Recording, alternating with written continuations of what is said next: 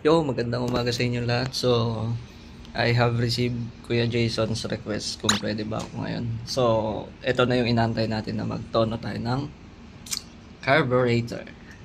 Excited ako kasi hindi ko sure kung paano ko mapapatakbo kasi yun lang naman yung problema ni Kuya Jason. Yung carburetor niya. Pag pinipiga daw kasi, di tumatakbo lang maayos. So, let's see. Let's go. Alright guys, so alis na tayo, punta na tayo ng labas. So wala pa rin akong tiwala kasi sa init dito. Kahit winter na, mainit pa rin siya. Natin ng mga rush guard. So let's start guys. So pababa na tayo ng bahay. Dala ko si Jetsi. Yan. Tapon ng basura. Here's my view from UAE. So dala natin si Jetsi. Puntahan na natin si Kuya Jason. Let's go. So ito na ang view ng labas. Yan. Let's go!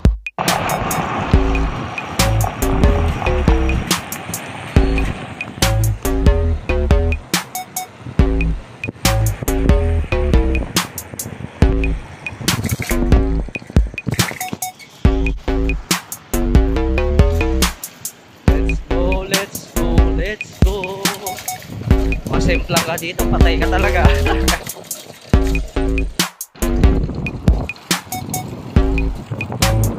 Sa bundok guys. Andar yan.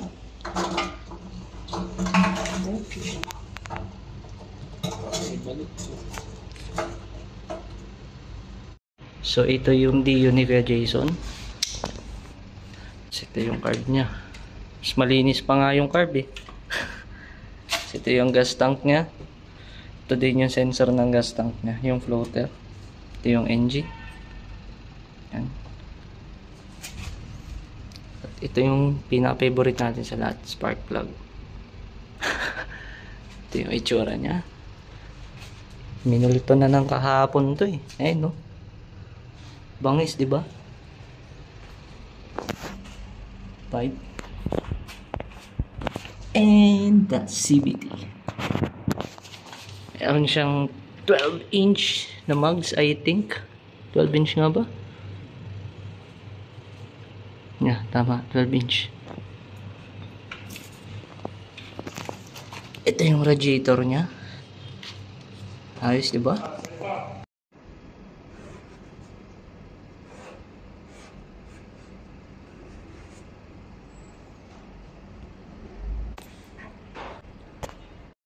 So, testing lang muna namin ikabit kung ano talaga ang problema. So yung nakikita nyo dyan guys is altered na yung ano niya, yung manifold niya. So wala na siyang proper manifold. So gagawa na lang natin ng paraan para tumakbo yung ano, yung motor.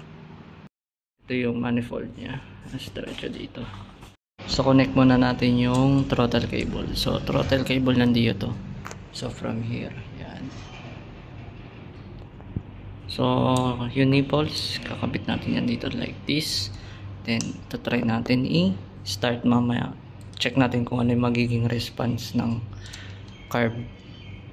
Lalagyan niya muna ng gas. Natin yung throttle. Yan. So hindi siya bumabalik masyado. Nai-stuck lang. Yan. So kailangan natin higpitan siya.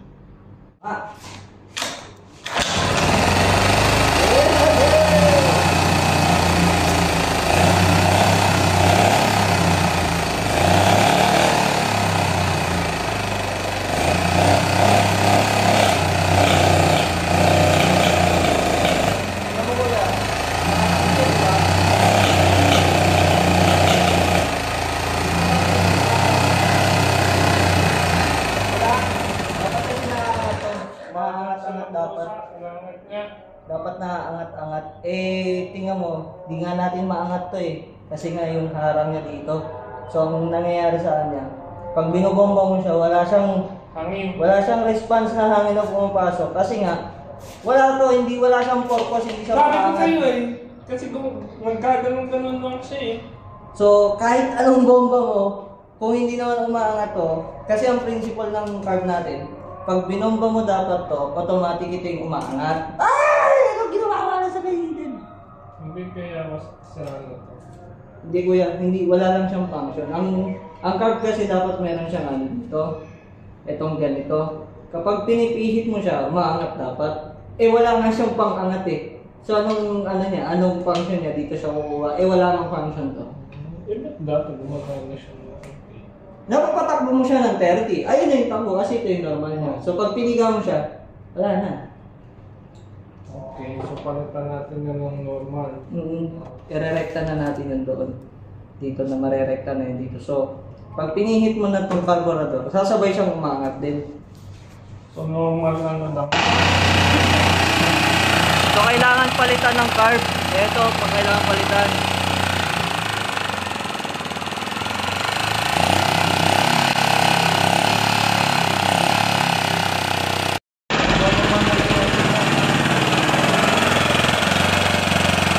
Magana na siya, guys.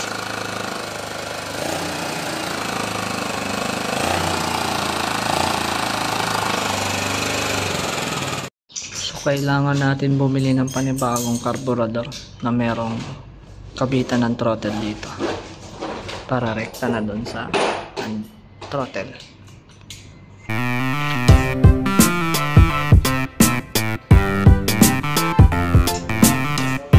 Kain tayo.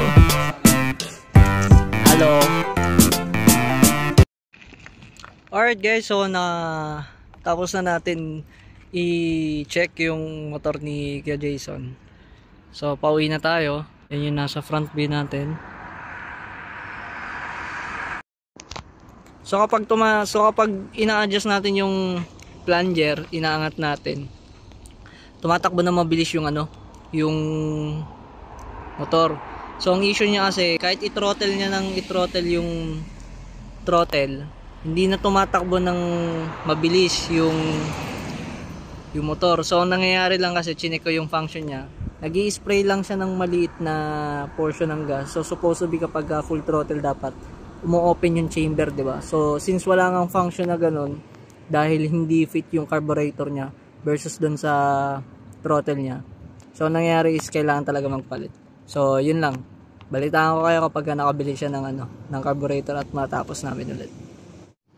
Papalitan natin yung throttle cable niya, gagawin nating pang round slide. So anyway, mas maganda naman yung response niya kanina. Okay naman lahat ng electronics tsaka yung makina, so wala naman problema.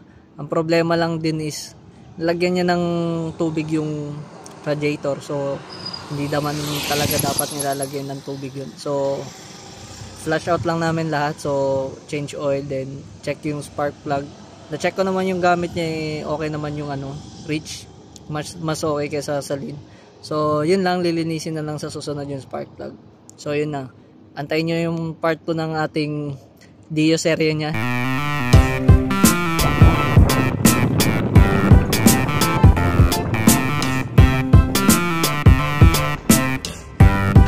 Bago tayo umuwi, refill lang tayo ng tubig. So salamat sa Kuya Jason. So meron siyang water dispenser dito. Free yan. So salamat po sa panonood. Mag-ingat po kayong lahat.